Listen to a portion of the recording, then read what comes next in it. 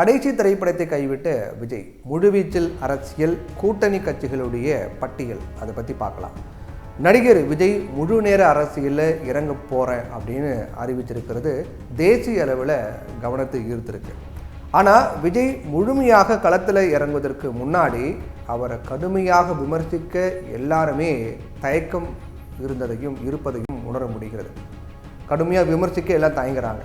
காரணம் என்னன்னு பார்த்தீங்கன்னா, நடிகர் விஜய் தமிழகம் மட்டும் இல்லாமல் கேரளாவிலையும் மாஸ் நடிகராக இருக்கிறதாலையும் மற்ற மாநிலங்களிலையும் வெளிநாட்டு தமிழர்கள் மத்தியிலையும் நடிகர் விஜய்க்கு பெரிய ஆதரவு இருப்பதாலையும் அரசியல் தலைவர்கள் கொஞ்சம் அடக்கிய வாசிக்கிறாங்க.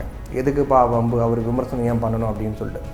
பிரபலமான இயக்குனர் எஸ்.ஏ. சந்திரசேகரனுடைய மகன் அப்படிங்கிற அடையாளத்தை பெரியதாக இருந்த போதிலும் திரையுலக என்ட்ரியின் வெற்றி அப்படிங்கிறது ரசிகர்களால் மட்டுமே முடிவு செய்யப்படக்கூடிய விஷயம்.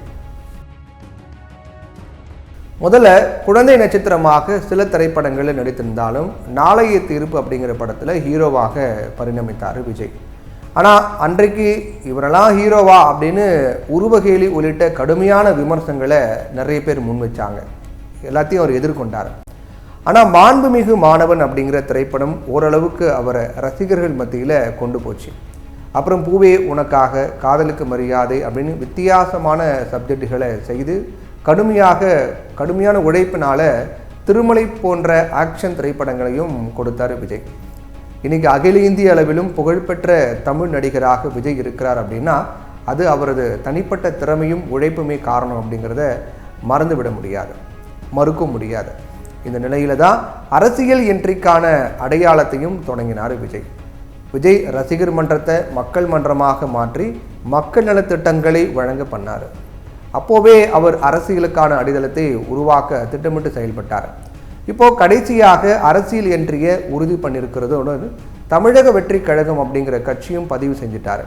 2026 சட்டப்பேரவை தேர்தலில் தான் தன்னுடைய இலக்கு அப்படின்னும் தெரிவித்தார் விஜய்.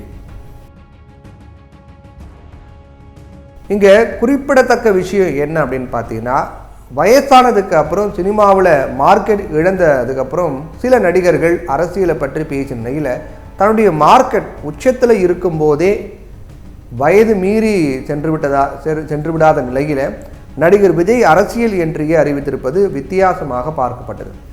ஏன்னா இந்தியாவிலேயே அதிக சம்பளம் வாங்கக்கூடிய நடிகர் பட்டியலில் நடிகர் விஜய் டாப்பில் இருக்கார். இந்நிலையில் விஜயின் இன்னொரு அதிரடி அறிவிப்பு எல்லாருடைய கவனத்தையும் ஈர்த்திருக்கிறது. அதாவது அரசியலை முன்னிட்டு தான் நடிக்கவிருந்த கடைசி படத்தையும் கைவிடுவதாக நடிகர் விஜய் அறிவித்திருப்பது தான் எல்லாரையும் திரும்பி பார்க்க வச்சிருக்கு. கோட் திரைப்படம் முடிவடைந்து விட்ட நிலையில் அதன் ரிலீஸை நடிகர்கள் பெரிதும் எதிர்பார்த்து காத்துக்கிட்டு இருக்காங்க. இந்நிலையில் விஜயின் கடைசி படம் ஒன்றை ஆந்திர நிறுவனம் தயாரிப்பதாக அறிவிப்பு வெளியானது. இதன் இயக்குனராக கார்த்திக் சுப்ராஜ், லோகேஷ் கனகராஜ், அட்லியா அல்லது வினோதா அப்படிங்கிற விவாதங்களும் பேச்சு பொருளாக மாறிட்டு இருந்துச்சு. ஆனால் இப்போது அந்த திரைப்படத்தை கைவிடுவதாக தகவல்லாம் வெளியாக இருக்கு. 2026 ஆண்டு சட்டப்பேரவை தேர்தல் நடைபெற இன்னும் 2 வருஷம் தான் இருக்குது.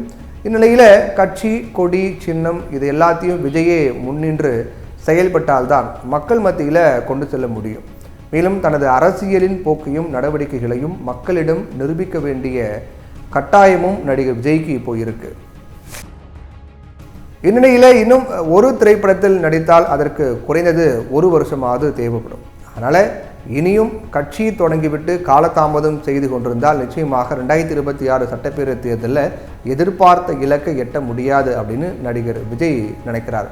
அதனால் கட்சி மாநாடு, கொடி, சின்னம், களத்தில் யாரோட நட்பு, யாரை எதிரியாக கொண்டு களமாடுவது, இதுக்கான கொள்கை மற்றும் அணுகுமுறைகள் என்ன அப்படிங்கிறது குறித்து தெளிவான முடிவுடன் நடிகர் விஜய் களமிறங்க வேண்டும் அப்படிங்கிற எதிர்பார்ப்பு அவருடைய ஆதரவாளர்கள் மத்தியில் இருக்குது. அப்படிங்கிறதால கட்சி பணிகளை விக்கிரவாண்டி இடைத்தேர்தல் முடிந்த பிறகு ஜூலை 10ஆம் தேதிக்கு பிறகு முழுமையாக செயல்பட தொடங்குவார் அப்படின்னும் எதிர்பார்க்கப்படுது. நடிகர் விஜயனுடைய கூட்டணி பட்டியலை இப்போது நாம் தமிழர், தமிழக வாழ்வுரிமை கட்சி, விடுதலை சிறுத்தைகள், கம்யூனிஸ்ட் கட்சிகள் இது எல்லாமே இடம் பெற்றிருப்பதாக, அதாவது விஜயுடைய அந்த மைண்ட் செட், விஜயுடைய அரசியல் கூட்டணி கட்சிகளுடைய பட்டியலில் இந்த கட்சிகளாக இடம்பெற்றிருக்கிறதா சொல்கிறாங்க. பொறுத்திருந்து பார்க்கலாம் என்னென்ன மாற்றங்கள் ஏற்பட போகுது அப்படின்னு.